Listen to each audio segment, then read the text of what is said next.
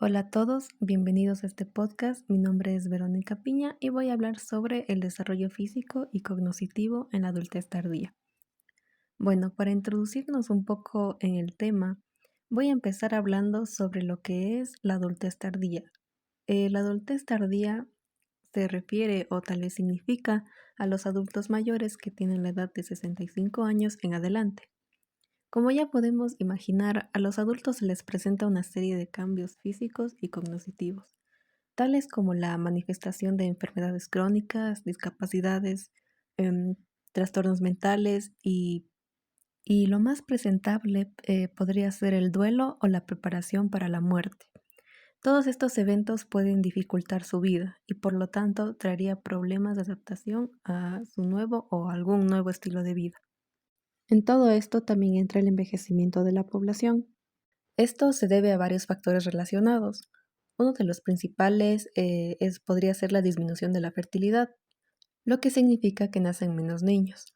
Esto junto con el crecimiento económico, una mejora de calidad de vida, una mejor nutrición y esto junto con un acceso más amplio a alimentos nutritivos o estilos de vida más sanos, como lo puede ser la práctica de ejercicio y una dieta equilibrada como ya mencionamos antes, lo que podría mejorar la salud y aumentar la esperanza de vida en los ancianos. También podemos agregar que el control de las enfermedades infecciosas y el acceso a agua potable y a instalaciones de saneamiento con más seguridad reduce la incidencia de enfermedades transmitidas por el agua o diferentes factores involucrados que podrían estar infectados, esto mejorando la salud general de la población. Los avances en la ciencia y la tecnología también han llevado a nuevas mejoras de formas de diagnóstico, tratamiento y prevención de enfermedades. En la medicina, desde cirugías eh, hasta tratamientos avanzados para enfermedades crónicas. Todos estos factores juntos mejoran la calidad de vida, permitiendo que las personas de la adultez tardía vivan más tiempo. Ahora, entrando más a lo psicológico y lo neurológico, así como las personas envejecen físicamente, el cerebro también lo hace. Pero ¿cómo podríamos explicar esto? Bueno, este es un tema un poco más complejo, porque como ya mencioné antes, nos vamos a centrar más en lo neurológico. Por lo que puedo empezar explicando o diciendo que varios estudios nos han dicho que en la adultez tardía se observan disminuciones graduales del volumen o del peso del cerebro. Esto sobre todo ocurre en la corteza frontal, la cual es la encargada de controlar básicamente las funciones ejecutivas. Bueno, este encogimiento gradual del cerebro, los estudios nos dicen que antes se atribuía a la pérdida de neuronas. Sin embargo, estudios actuales y que coinciden varios investigadores dicen que la pérdida neuronal no es importante, por lo tanto no afecta la cognición. Otro cambio físico del que podríamos hablar es la disminución del número de neurotransmisores dopamínicos. Esto es debido a las pérdidas de sinapsis. Cabe recalcar que los receptores de la dopamina son importantes porque estos contribuyen a regular la atención. Bueno, esto nos sorprende que como resultado de su detrimento se tenga un tiempo de respuesta más lento en las personas de adultez tardía. Y pues a partir de los 55 años empieza a adelgazarse la capa de melanina que permite que, bueno, los impulsos neuronales viajen con rapidez entre las regiones del cerebro. Este deterioro que se presenta de mielina del cerebro, o también conocida como materia blanca, se asocia como una decadencia cognitiva y motora. Esto, según los estudios, se pudo comprobar con los exámenes post-mortem, que en el tejido cerebral encontraron un daño significativo del ADN. ¿Cómo se pudo explicar esto? Bueno, el daño que encontraron en el ADN fueron en ciertos genes que afectaron el aprendizaje y la memoria en la mayoría de personas viejas y en algunas tal vez de mediana edad. Y pues a todo esto podemos decir que no todos los cambios en el cerebro son destructivos. Algunos investigadores han descubierto que los cerebros viejos pueden desarrollar nuevas células nerviosas a partir de células madre, algo que alguna vez se consideró imposible. Por lo que en los seres humanos parece probable que la forma más eficaz de promover el desarrollo de nuevas células en el hipocampo es la actividad física.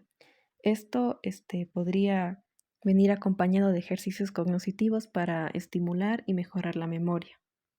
Y bueno, habíamos hablado antes sobre la corteza frontal, que era la encargada de las funciones ejecutivas. pero las funciones ejecutivas pueden tener una pérdida en el envejecimiento, ya que puede disminuir la capacidad para inhibir pensamientos irrelevantes o tal vez no deseados. De ahí viene que en ocasiones los adultos mayores, como tal vez nuestros abuelos o algún adulto mayor que conozcamos, hablan demasiado acerca de temas que no parecen estar relacionados con el tema inicial que tal vez se planteó desde el inicio de la conversación. Para continuar, un tema también muy importante en los adultos mayores o en la adultez tardía es el sueño y los cambios que tiene este, empezando desde que los adultos mayores suelen dormir y soñar menos que antes. Bueno, en sus horas de sueño, ahora suelen ser más profundas en esta etapa y son más restringidas, ya que pueden despertarse con mayor facilidad por problemas físicos como lo pueden ser alguna lesión articular o problema articular y por una sensibilidad a la luz, que ésta se puede dar por algún cambio relacionado con la edad. Esto por la capacidad que presenta el cuerpo para regular los ciclos circadianos de sueño y vigilia. En la adultez tardía, por lo general, se empiezan a consumir fármacos como para tratar los problemas del sueño y que puedan dormir. Además, también se puede emplear o tener como opción la terapia cognitivo-conductual en caso de algún problema de sueño, como lo puede ser el insomnio o la hipersomnia. Esto ha obtenido progresos a largo plazo con o sin tratamientos con fármacos. Para explicar cómo interviene la terapia cognitivo-conductual en el sueño de los adultos, podemos explicar que les indican que deben permanecer en cama solo cuando se vaya a dormir. También tiene que levantarse a la misma hora cada mañana y aprender acerca de ideas o creencias falsas sobre las necesidades del sueño, ya que a esta edad suelen ser bastante supersticiosos, por decirlo así. Como otro tema podemos tocar el funcionamiento sexual en los adultos que están pasando por la adultez tardía. Es diferente los cambios entre los hombres y las mujeres. En los hombres, por lo general, les lleva más tiempo desarrollar una erección y eyacular. A lo mejor necesitan tener más estimulación manual y esto ellos pueden experimentar intervalos más largos entre erecciones. Por otro lado, las mujeres tienen la congestión mamaria y otras señales de excitación sexual un poco menos intensas que antes, ya que pueden experimentar problemas de lubricación y con el paso del tiempo a lo mejor dejar de tener o presentar estas y tener resequedad. Ahora vamos a hablar de uno de los factores que más se presentan en la adultez tardía, un cambio muy significativo para estos, los cuales son las enfermedades crónicas y discapacidades. Hablando un poco de estadísticas, por lo menos el 80% de los ancianos estadounidenses presentan una enfermedad crónica y el 50% tiene al menos dos. Una proporción de los ancianos mucho menor a los porcentajes ya dichos son frágiles, débiles o vulnerables al estrés, la enfermedad, la discapacidad y lo que vendría a ser la muerte. También se estima que si los estadounidenses dejaran de fumar, tal vez siguieran una dieta más saludable y tuvieran niveles más altos de actividad física al llegar a esta etapa, aproximadamente el 35% de las muertes podrían prevenirse en lo que es la vejez. Ahora, respecto a las enfermedades crónicas, 6 de las 7 causas principales de la muerte en la vejez en Estados Unidos son por estas. Las muertes por cáncer han disminuido desde inicios de la década de 1990 debido a la disminución del tabaquismo, a la detección temprana de la enfermedad y a tratamientos más eficaces. A esta edad, de 65 años en adelante, se presentan bastantes enfermedades, ya sean por genética o porque se van desarrollando durante todo el ciclo de la vida. En todo el mundo, las causas principales de muerte de los 60 años en adelante pueden ser por cardiopatía, apoplejía, alguna enfermedad pulmonar crónica, infecciones en las vías respiratorias y cáncer de pulmón. La hipertensión también entraría en esta categoría. Esta afecta el flujo de la sangre al cerebro y se relaciona con deterioros de la atención, aprendizaje, memoria, funciones ejecutivas, capacidades psicomotoras y habilidades visuales. También podemos hablar sobre que un factor de riesgo para padecer apoplejía es la hipertensión.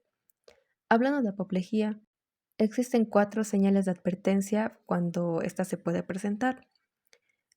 Para explicarlo, las primeras letras de los signos de advertencia de una apoplejía escriben la palabra fast, es decir, rápido en inglés. Voy a ir explicando cada letra con su significado en inglés y en español y lo que vendría siendo su definición. Empezamos con la F, que significa face dropping, que sería rostro caído en español. Esto es cuando la persona siente un lado de su cara adormecido o lo siente más débil de lo normal. Hablamos de normal en términos de la vejez, de lo que podría presentarse en la vejez. Luego sigue la A, que vendría siendo arm weakness, debilidad en los brazos en español, cuando un brazo se siente más debilitado que el otro o más pesado que el otro. La siguiente es la S, que es speech difficulty o dificultad en el habla en español, que significa cuando la persona o el anciano arrastra las palabras o se le hace difícil pronunciar o comunicarse con estas. Y el último, que es la T, significa time to call 911, que significa hora de llamar al 911, que ya es básicamente cuando se manifiesta cualquiera de los anteriores síntomas, debe ir de inmediato al hospital o hacerse atender. Respecto al tema de discapacidades y limitaciones de la actividad, las personas presentan más dificultades con actividades como caminar, subir escaleras o levantar objetos pesados, ya que en la etapa de la adultez tardía aumenta de manera significativa con la edad estos problemas. Cuando una enfermedad así no es grave, se puede lidiar con ella de modo que no interfiera en la vida diaria. Podemos explicar como ejemplo un anciano que padece de artritis o que se queda sin aliento al caminar. Por ejemplo, puede dar menos pasos o cambiar las cosas a los estantes que le resulte más fácil alcanzarlo sin ningún problema. Sin embargo, ante condiciones crónicas como una enfermedad o una lesión mayor pueden tener graves repercusiones. En los problemas mentales y conductuales, otra vez tocando el tema de estadísticas, solo el 6% de los ancianos estadounidenses afirman tener dificultades mentales frecuentes. Sin embargo, los trastornos mentales pueden influenciar o tener como resultado un impedimento funcional para realizar actividades importantes, así como un deterioro cognitivo. Entre los problemas que podrían presentar los ancianos se encuentra la intoxicación por drogas, el delirio, trastornos metabólicos infecciosos, anemia, funcionamiento tiroideo bajo, lesiones menores en la cabeza, alcoholismo y depresión. Un dato muy curioso e importante es que la razón principal por la que las personas mayores no buscan ayuda es por su incapacidad para tener acceso a los servicios de apoyo que necesitan. De hecho, existe una escasez de profesionales de la salud mental capacitados para atender a los ancianos, y es muy probable que la escasez que se nos menciona se incremente según los aumentos proyectados en la población anciana. Ahora, en los trastornos mentales, los ancianos pueden sufrir bastante de depresión, ya que son más vulnerables a la influencia de múltiples genes que interactúan con factores ambientales. Por ejemplo, en la adultez tardía, un anciano puede caer en depresión debido a una noticia que incluya la enfermedad o una discapacidad crónica que se le detecte a esta edad, algún deterioro cognitivo, un divorcio, una separación o incluso la viudez. Como ya se ha mencionado anteriormente, actualmente no se le da importancia a la salud mental de los ancianos tanto como se le debería dar, debido a la escasez de profesionales que hay. Cuando un médico detecta alguna incapacidad o alguna enfermedad, le dan más importancia a lo físico que a lo mental. Para los ancianos, la depresión puede tratarse con medicamentos antidepresivos, psicoterapia o incluso ambas cosas, y los medicamentos antidepresivos parecen funcionar tan bien como ahora en esta etapa y como en edades tempranas. El ejercicio aeróbico regular también ayudaría mucho a disminuir los síntomas de la depresión en los ancianos. La demencia es otro de los trastornos que se presentan bastante en los ancianos. Este es el término para denominar el deterioro cognitivo y conductual debido a causas fisiológicas que interfieren con actividades diarias o de la vida cotidiana. El deterioro cognitivo es lo bastante grave para diagnosticarse como demencia, lo cual no es inevitable. La mayoría de demencias son irreversibles, pero con un diagnóstico y tratamiento oportuno es importante revertir alrededor de 10% de los casos. Cabe recalcar y recordar que no es curable. Sin embargo, se lo puede alentar o puede interrumpir un poco el proceso de desarrollo de esta enfermedad. Los síntomas más comunes de esto es que las personas se vuelven muy olvidadizas y suelen repetir bastante frases o incluso actividades. Ahora hablemos sobre una enfermedad bastante común en los ancianos, que es la enfermedad del Alzheimer. Esta es una de las enfermedades terminales más comunes e incluso más temida entre las personas mayores. Esto despoja a los pacientes de manera gradual de su inteligencia. También afecta mucho su conciencia e incluso en la capacidad para controlar algunas funciones corporales. Esto podría causar la muerte. Los síntomas del Alzheimer tienen como principal síntoma y se destaca bastante del resto la incapacidad para recordar eventos recientes o asimilar información nueva. La persona puede repetir preguntas que acaban de ser respondidas o incluso dejar una tarea cotidiana que ya había hecho o ya hacía bastante tiempo inconclusa. La persona va a presentar debilitamiento de memoria, deterioro del lenguaje y déficits de procesamiento visual y espacial. También se destaca bastante los cambios de personalidad. Estos son más frecuentes y tienen más relevancia o se destacan más los estados de ánimos rígidos, apáticos, egocentristas y también suelen ocurrir al inicio de la enfermedad. Luego de estos se presentan muchos más síntomas, como lo pueden ser la irritabilidad, la ansiedad, la depresión o delirios. Al final de la enfermedad, cuando ésta ya está evolucionada y ya está presente, el paciente no puede entender o usar el lenguaje, no reconoce a sus familiares y es incapaz de comer sin ayuda, ya que éste pierde la capacidad para caminar, sentarse y tragar alimentos sólidos, por lo que siempre debe estar acompañado de alguien que pueda atenderlo. La muerte suele ocurrir entre 8 y 10 años después de la aparición de esta enfermedad.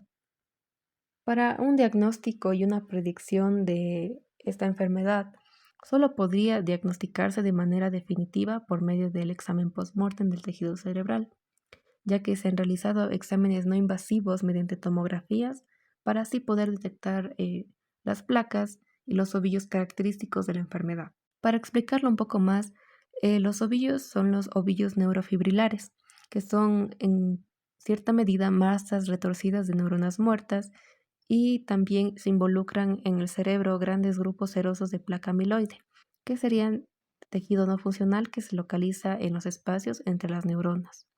El cerebro tiene dificultades o ya de por sí no puede eliminar esas placas porque son insolubles. También tenemos un estudio que es que en el estudio longitudinal de Searle de la inteligencia adulta, los resultados de las pruebas psicométricas anticiparon que la demencia puede manifestarse hasta 14 años antes de recibir el diagnóstico.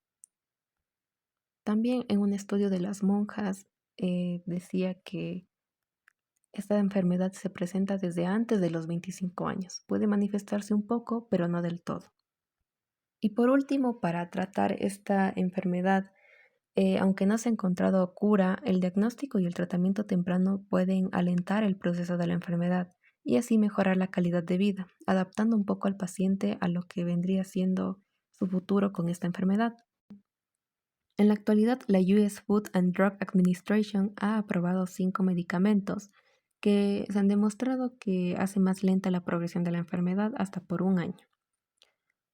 Podemos destacar que un medicamento es la memantina, ya que el consumo de esta durante un año de dosis diarias redujo el deterioro en pacientes con niveles moderados a graves de la enfermedad del Alzheimer. También las terapias conductuales pueden retrasar el proceso de la decadencia. Esto ayudaría al paciente a mejorar la comunicación y reducir la conducta perturbadora. Los medicamentos pueden aliviar la ansiedad, reducir la depresión e incluso ayudar a los pacientes a tener un mejor sueño. También es muy importante la nutrición y el consumo de líquidos, que estos sean adecuados e incluir los ejercicios y la terapia física en la vida diaria del paciente, para que así pueda tener un avance mucho mejor.